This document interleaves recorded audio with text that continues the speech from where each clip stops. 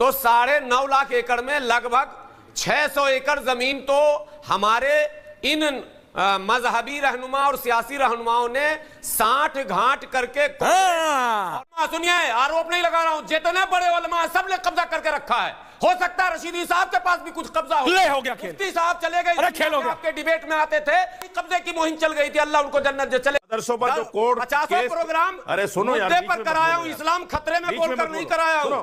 तो जमीयत के बखिया उधेड़ने लगे। नहीं दलाल, आप जमीयत के दलाल बन रहे, मुसलमानों की आप नहीं सोच रहे।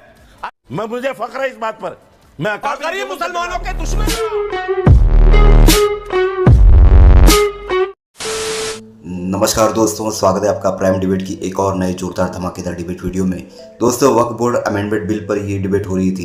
डिबेट में आप देखोगे दोस्तों, ये जो गुलाम सरवर है मुस्लिम स्कॉलर, ये वक्फ बोर्ड के बारे में ऐसी ऐसी बातें बताते हैं और ऐसे ऐसे राज खोलते हैं। दोस्तों आप सुनकर शायद आपको पता होगा या नहीं पता होगा, तो इस डिबेट में आप जान जाओगे। इस डिबेट में उन्होंने बताया कि जो बड़े बड़े मुस्लिम नेता हैं, कांग्रेस के नेता हैं, ओवैसी जैसे नेता हैं और जो मुस्लिम धर्म गुरु है, या कहिए कि इनमें जो भी होते हैं मुल्ला मौलवी, उन सभी ने वक्फ बोर्ड की कई सारी ज़मीनों पर अपना कब्जा जमा कर रखा है और वो गरीब मुस्लिमों के किसी काम नहीं आता है। तो दोस्तों जो साजिद रशीदी है, दूसरी मुस्लिम स्कॉलर, वो उनका बचाव करने लगते हैं। तो दोस्तों गुलाम सरवर जी को आता है गुस्सा और वो साजिद रशीदी को अच्छे से पेल देते हैं। तो दोस्तों डिबेट पूरा देखिए, आपको आनंद भरपूर आने वाला है। तो चलिए शुरू करते हैं डिबेट वीडियो, लेट्स स्टार्ट। बहुत दिन हो गए हैं, मजा नहीं आ रहा है, अभी मजा आएगा ना, भिड़ो पिक्चर चालू करो बे। सरवर साहब, आपने एक बहुत जेन्युइन पॉइंट रखा। आपने कहा कि भाई वक्फ बोर्ड में जब बदलाव हो रहे थे तो कुछ लोगों ने कांग्रेस पार्टी के चापलूसी करने के चक्कर में गड़बड़ कर दी। मैं आपसे जानना चाहता हूं सरवर साहब कि सरवर साहब आप मुझे बताइए, क्या वक्फ बोर्ड सिर्फ मॉल बनाने के लिए है?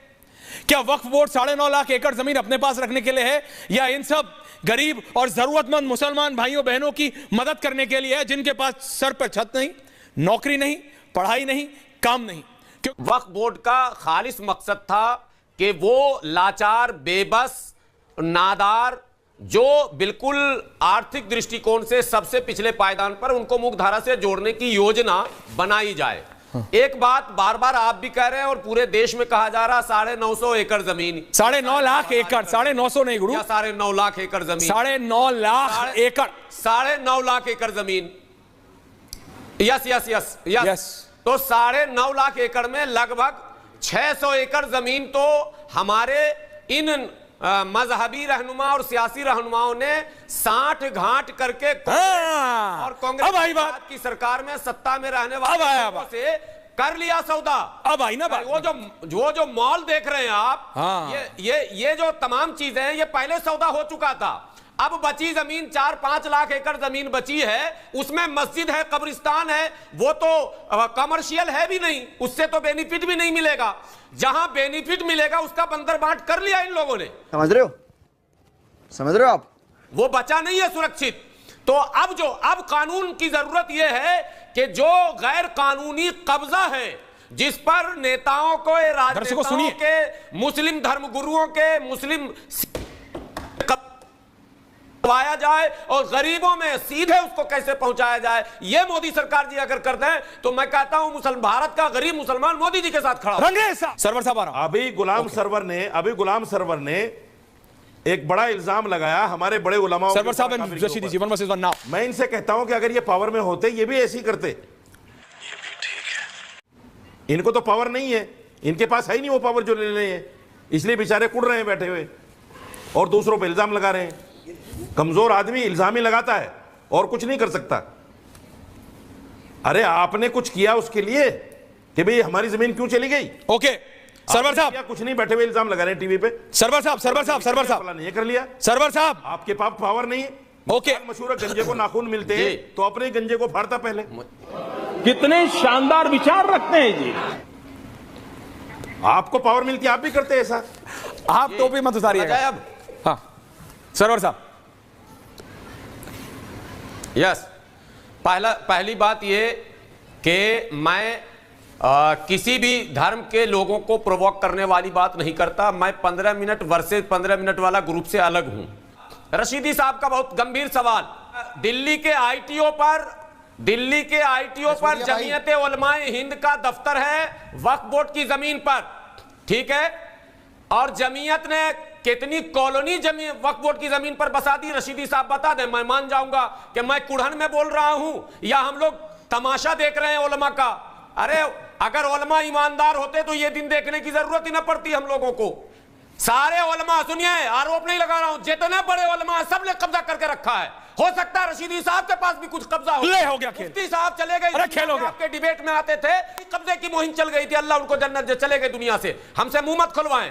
वो वक्फ बोर्ड क्यों ना खुलवाएं, बोलो। मुफ्ती एजाज अरशद कासमी साहब, नहीं क्यों ना खुलवाएं, बोलो। प्लानिंग शुरू, नहीं रशीदी जी का कब्जे का, रशीदी जी कॉलोनी का नाम शब्दावली खराब ना हो, कॉलोनी बसाई वक्फ बोर्ड की जमीन पर। गुलाम सरवर भाई कौवे के कोसने से ढोर नहीं मरा करते। ओ भाई, ये जो आप जमीयत को लेकर कोस रहे हैं ना, नहीं तो दिन आप लोगों के जमीयत पर लड़ाएंगे। फर्क नहीं पड़ेगा कुछ भी। जमीयत तो सैकड़ों हजारों लोगों को जेल से छुड़ा रही है। आप जो 30 साल, धर्म 35 साल से जेल में पड़े हुए हिंदू थे। धर्म गुरु आपने और क्या किया मुस्लिम धर्म मुसलमान गुरु कौम के दोनों लिए? धर्म की एक काम अपील बता चला रहे हैं दीजिए, ना, कब्रिस्तान खतरे में, एक काम बता दीजिए, आपने किसी लैंड मुसलमान को माफियों छुड़ा की दिया हो, हुकूमत खतरे किसी में है। मुसलमान को एक टाइम का खाना दे दिया हो, किसी मुसलमान को आपने आपसे 50 गुना ज्यादा, ये आप आपने छोड़ो, किसी मुसलमान को एक रात के लिए अपने घर में सुला लिया हो। आपको कुछ आप पता बता नहीं मैं दीजिए। क्या करता हूं। अरे जमीयत तो अरे लाखों आपको लाख क्या रुपए, पता है? करोड़ों रुपए काम हजारों कर लोग रही मैं है। जंतर मंतर पर आपसे मांग के ले जाता हूं। अभी वक्फ बोर्ड पर, हजारों लोग अभी जंतर वक्फ बोर्ड मंतर पर, पर आपसे अलीगढ़ मांग के ले मुस्लिम जाता यूनिवर्सिटी हूं। पर, मदरसों पर जो कोड 50 प्रोग्राम अरे सुनो यार, मुद्दे पर कराया हूं, इस्लाम खतरे में बोलकर नहीं कराया हूं।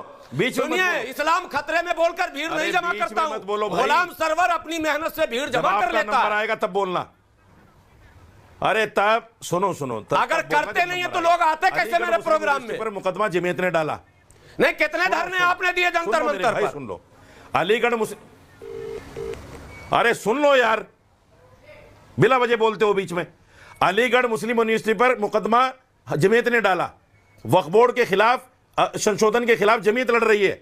हजारों लड़कों को जेल से निकाल दिया जमीयत ने। क्यों लड़ रही है? नहीं जानते आप? इसलिए कि आपको लूट जमीयत चुकी का है, दफ्तर दिख रहा है? इसलिए लड़ रही है। शर्म नहीं आती बोलते हुए?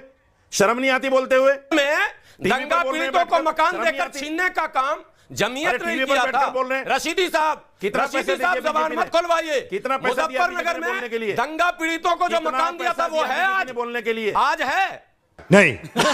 मुजफ्फरनगर कितना दंगे पैसा दिया बीजेपी में ने आपको दंगा बोलने के पीड़ितों लिए? को जो मकान दिया था वो आज है। अरे आपको कितना पैसा दिया जमीयत ने अपने बचाव के लिए? चलो मेरे साथ, ईमान से बोलिए ना, चलो मेरे साथ, अल्लाह को हाजिर चलो नाजिर मेरे साथ जानकर दिखाता हूं। बोलिए ना। आज भी मुजफ्फरनगर में एक कहराने कहां के अंदर चले? कॉलोनियां बना चलिए रखी हैं मुजफ्फरनगर, चलिए मुजफ्फरनगर। कितनी कॉलोनियां नहीं, दिखाऊं बिल्कुल आपको? चलिए।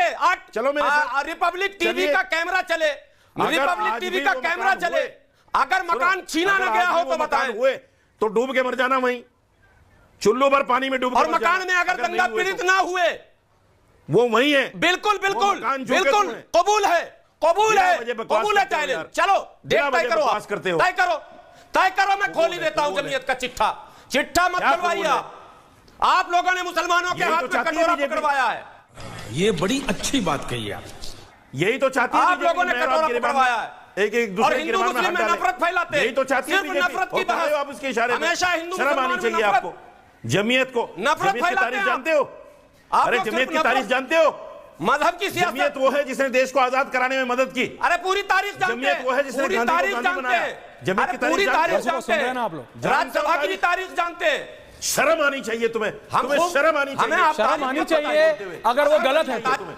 और अगर उनके फैक्ट सही है तो तुम्हें शर्म आप आनी फैक्ट्स चाहिए को क्यों नहीं जमीयत काउंटर कर रहे? ये बड़े बड़े शब्द बोल के चुल्लू भर पानी, शर्म से क्या होगा? फैक्ट गलत है। नहीं, अगर वो फैक्ट कह रहे वो आपको चैलेंज कर रहे हैं, वो आपको चैलेंज कर रहे हैं। चलिए, और मैं आप दोनों के लिए, सेंटिमेंटल अटैक और मैं कह रहा हूं कैमरा साथ जाएगा, आप दोनों चलिए।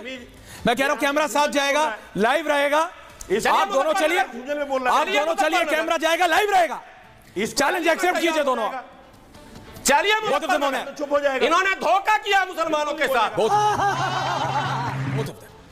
धोखा किया अभी एंडिंग नहीं। के साथ। बकवास कर रहे हैं बैठ के, धोखा किया। सिर्फ चंदा करते हैं बस। आपने देखा आपने आपको एक मुसलमान के लिए कोई काम किया हो तो बता दो। तो मैंने खूब देखा। किया आपने कुछ?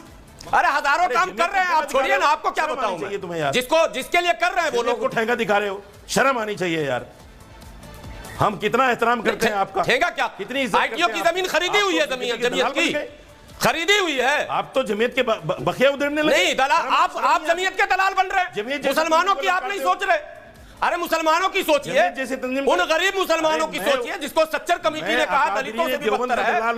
अरे तरस खाइए, गरीब मुसलमानों पर तरस खाइए, अल्लाह ताला पकड़ेंगे क़यामत में। बहुत खा लिया बिरयानी, मुझे फख्र है, बहुत खा लिया कोरमा, अल्लाह ताला पकड़ेंगे अब। मुझे फख्र है कि मैं अकाबिर देवबंद का दलाल नहीं, मुझे फख्र है इस बात पर। मैं गरीब मुसलमानों के दुश्मन हैं आप। तो दोस्तों डिबेट हो गई खत्म, वीडियो हो गई पूरी। उम्मीद करता हूँ दोस्तों ये जबरदस्त इंटरेस्टिंग डिबेट वीडियो आपको पसंद आई होगी। जब दो दुश्मन लड़ते हैं तो दोस्तों तीसरा आनंद अवश्य लेता होगा, ये बात तो आपको पता ही है। और हमें आनंद लेना भी चाहिए, और हमने आनंद खूब लिया। मैंने भी तो आनंद लिया ही लिया। दोस्तों आपने इस डिबेट वीडियो का आनंद लिया है तो कमेंट में जरूर बताते जाइएगा। तो दोस्तों उम्मीद करता हूँ ऐसी डिबेट वीडियो देखने के लिए आप प्राइम डिबेट के इस यूट्यूब चैनल को सब्सक्राइब करते जरूर जाओगे। मिलता हूँ आपसे अगली वीडियो में, तब तक के लिए जय हिंद, वंदे मातरम।